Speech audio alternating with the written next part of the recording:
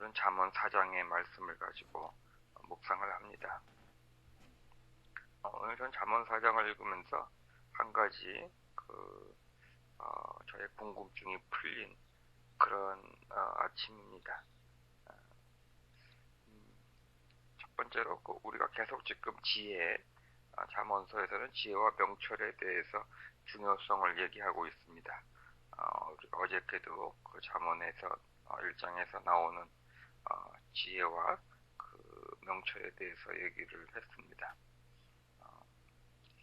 잠언서에서 참 지혜를 중요시 여깁니다. 그리고 여러분도 우리가 알고 있듯이 하나님께서 솔로몬이 왕이 된 다음에 네가 무엇을 원하느냐 그랬을 때 솔로몬은 어떤 부귀 영화를 요구하지 않고 하나님께 지혜를 주십시오. 하나님께서 맡기신 백성들을 잘 다스릴 수 있도록 감당할 수 있도록 저는 감당하기 못하는 사람이기 때문에 감당하기 필요한 지혜를 달라고 솔로몬이 하나님께 부탁하는 장면을 우리가 보았습니다. 이런 생각을 했어요. 그러한 지혜 있는 사람이 지혜를 또 구한다라는 생각을 해봤습니다.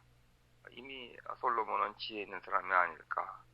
왜냐하면은 삶 속에서 돈이나 원수에게 복수하거나 어떠한 장수한다거나 우리 모든 사람들이 쉽게 생각할 수 있는 그러한 하나님께 간구하지 않고 지혜를 달라고 했던 사람이야말로 이미 지혜로운 사람이 아닐까 이런 생각을 해오면서 참 솔로몬은 어떻게 지혜로웠을까. 저번에 제가 아마 여러분에게 설교 아침 묵상 말씀드릴 때는 다윗과 밧세바를 통해서 다시 말해서 어떻게 보면은 그 상한 심령의 부모를 통해서 솔로몬이 가르침을 받고 또 레이지돼서 그랬을 것이다 라고 제가 묵상 도움 말씀을 드렸었는데 오늘 이 사장을 보니까 이렇게 써 있습니다. 4절 말씀에 아버지는 내게 이렇게 가르치셨다. 아버지는 내게 이렇게 가르치셨다. 여기서 아버지는 다윗을 말하겠죠. 솔로몬에게 아버지는 다윗이기 때문에 다윗 아버지가 내게 이렇게 가르치셨다라고 말을 하고 있습니다. 특별히 내 말을 내 마음에 간직하고 내 명령을 지켜라라고 말을 합니다. 이 두 가지의 지혜가 있는 것 같습니다. 다윗이 솔로몬에게 주었던 지혜가 있는데 첫 번째 지혜는 우리 4장 1절을 보면은 아이들아 너희는 아버지의 훈계를 잘 듣고 명철을 얻도록 귀를 기울여라 그랬습니다. 그래서 귀를 기울여라고 하는 표현은 아마 한국 단어로 표현된 것이고 아마 listen이라고 하는 거겠죠. 귀를 기울이라고 했는데 어떤 귀를 기울이냐면은 마음으로 들어라라는 그러한 얘기입니다. 다윗은 4절에 다시 돌아와서 보면은 나에게 이렇게 가르치셨다. 귀로 듣는 것이 아니라 아버지께서 하시는 말씀을 마음속에 간직하고 마음으로 들어라 라고 이렇게 표현하고 있습니다. 근데 그 마음속에 간직해야 될 것들이 몇 가지가 있는데 5절에 보니까 지혜를 얻고 명철을 얻어라 라고 말을 하고 있습니다. 친히 하는 말을 잊지 말고 어기지 말아라. 지혜를 버리지 말아라. 그것이 너를 지켜줄 것이다. 지혜를 사랑하여라. 그것이 너를 보호해 줄 것이다. 그러면서 7절에 보니까 지혜가 으뜸이니 지혜를 얻어라. 내가 가진 모든 것을 다 바쳐서라도 명철을 얻어라. 지혜를 소중히 여겨라. 그것이 너를 높일 것이다. 지혜를 가슴에 품어라. 그것이 너를 존귀하게 할 것이다. 그 지혜가 아름다운 화관을 너희 머리에 씌워주고 영광스러운 왕관을 너에게 씌워줄 것이다. 이렇게 다윗이 솔로몬에게 가르쳤다고 솔로몬이 고백하고 있습니다. 그래서 하나님께서 솔로몬에게 내가 너에게 무엇을 해줄까라고 말씀하셨을 때 솔로몬은 아버지가 말씀하셨던 것을 마음속에 간직하고 있다가 그 마음속에 간직했던 것을 가지고 지혜를 주십시오라고 요구할 수 있었다라고 오늘 잠언서에서 보게 됩니다. 그리고 보면 참 부모의 교육이 참 중요하다고 생각이 듭니다. 또 목사의 교육이 중요합니다. 부모가 자식들에게 교육, 신앙의 교육을 하는 것이 너무나 중요하고 또 목사가 교회에서 우리 교인들, 성도님들에게 올바른 교육과 널처링을 하는 것이 참 중요하구나. 그런 것들을 가슴 속에, 마음 속에 간직할 수 있도록 하는 것이 참 중요하겠구나. 그래서 하나님이 우리 인생에서 각자에게 계시하시고 또 물어보시고 하실 때 가장 중요한 것을 하나님께 간구하고 응답받을 수 있는 것이 참 중요하겠다라는 생각을 하게 됩니다. 우리는 너무나 많은 경우 슈퍼피셜한 것들을 하나님께 달라고 기도하고 있습니다. 가장 진정하게 중요한 것이 무엇인가? 그것이 참 중요합니다. 오늘 본문에 보면은 23절 말씀이죠. 그 무엇보다도 너는 내 마음을 지켜라. 그 마음이 바로 생명의 근원이기 때문이다 라고 말을 하고 있습니다. 마음을 지켜라.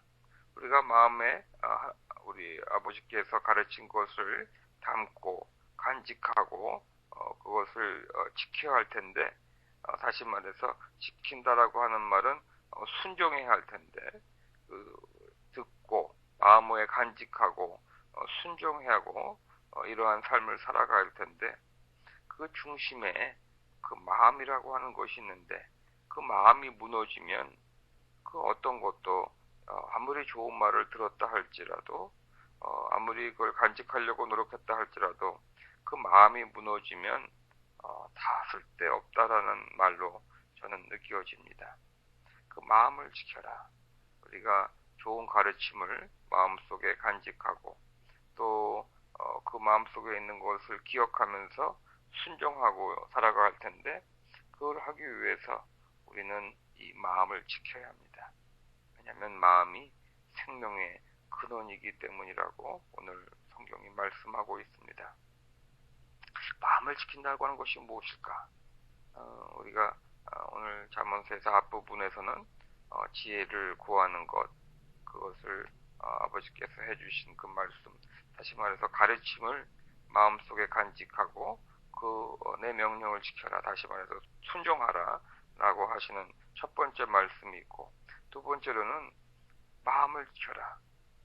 마음이 바로 생명의 근원이다 라고 하는 것이 오늘 두 번째 우리가 묵상하고자 하는 내용입니다. 마음을 지킨다는 것이 무엇일까? 제가 과거에는 그냥 여러분들 마음을 지키셔야 됩니다.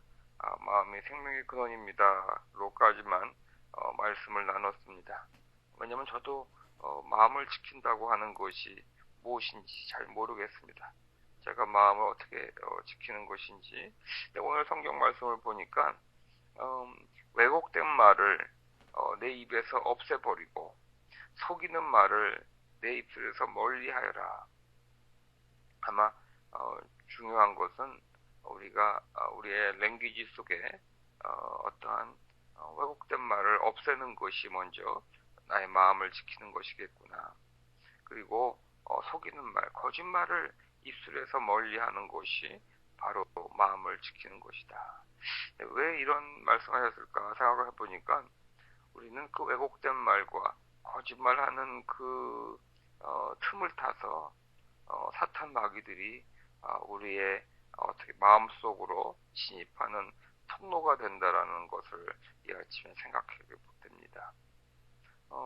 절대로 왜곡된 말이나 저도 어저께 이런 생각을 했는데 세상에서의 어떤 이익과 세상에서의 어떤 부귀를 위해서 조금 더 이익을 얻기 위해서 좀 말장난하는 거 하지 말아야 되겠구나. 세상에서 좀 더 이익을 얻으려고 노력하는 것조차도 포기해야 되겠구나. 왜냐하면 그런 걸 포기할 때 하나님께서 더 큰 길을 열어주신 하나님분이 나의 아버지 하나님이신데 내가 왜 이 세상에서의 그 작은 이익을 추구하려고 그렇게 노력했는지 이런 생각도 저도 이렇게 하는 시간을 가졌습니다. 왜곡된 말을 입에서 없애버리고 속이는 말을 거짓말을 입술에서 멀리하고 또 눈으로는 앞만 똑바로 보고 시선을 앞으로 곱게 두어라 라고 말을 하고 있습니다. 이리저리 세상을 정말 하루를 살아가면서도 기웃기웃거리고 정말 무엇이 또 있나 하고 정말 그 하루를 똑같이 살아가는 것 같지만 눈은 사방을 쳐다보고 있는 것, 뭐 다른 것이 있나 이렇게 하는 것이 아니라 앞만 바라보고 다시 말해서 우리의 주님 되신 예수 그리스도만 바라보고 정진해야 될 것을 우리에게 말하고 있습니다. 또 마음을 지킨다고 하는 것을 묵상하고다 보니까 어떠한 가치관이 필요하겠구나라는 생각을 했습니다.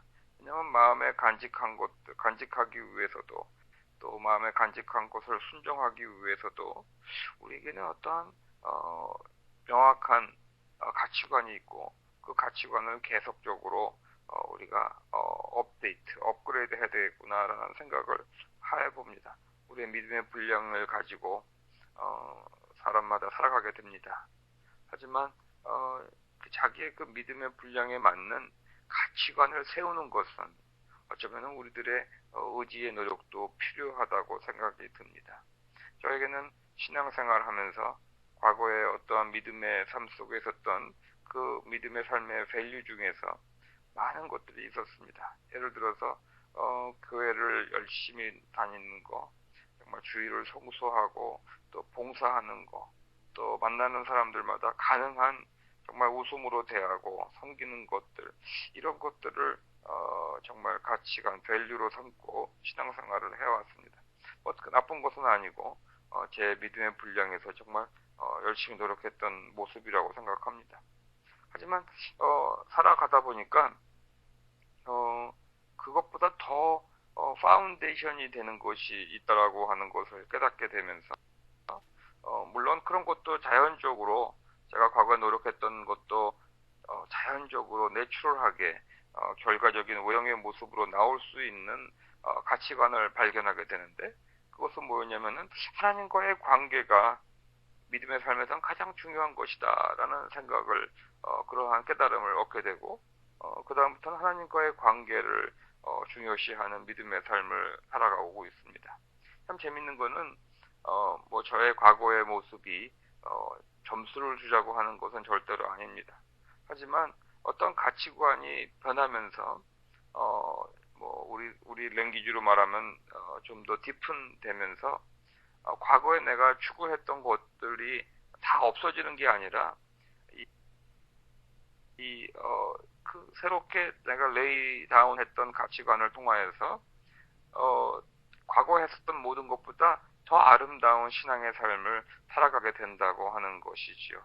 아마 그런 것들이 우리 요새 사회에서 말하는 패러다임 시프트가 아닌가 생각합니다.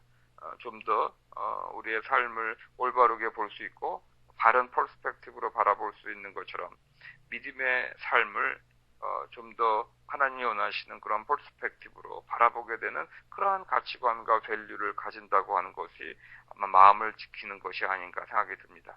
그래서 하나님과의 관계라고 하는 퍼스펙티브로 저는 저의 마음을 믿음의 삶에 필요한 마음을 지키고 있고 그 다음에는 또 하나님과의 관계를 중요시 생각하다 보니까 하나님과의 인티머시라는 것이 성령님과의 인티머시, 성령님과의 사귐이라고 하는 것이 중요하구나. 그래서 저에게는 또 가치관이 좀 더 디픈되고 브로든됐다라고 저는 생각을 합니다.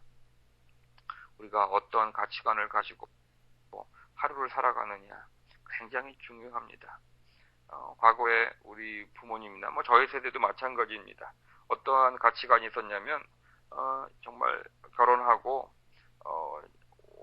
그날 그날의 어떠한 유익과 행복을 추구하는 것을 하지 않고 자기가 해야 되는 것들 예를 들어서 돈을 많이 벌고 또 집을 장만하고 애들을 교육을 잘 시키고 뭐 이런 것을 다 먼저 한 다음에 그리고 또 미래를 꿈꾼다는 그러한 가치관을 가지고 우리 부모님 세대들이나 뭐 저 세대도 살았던 것 같습니다.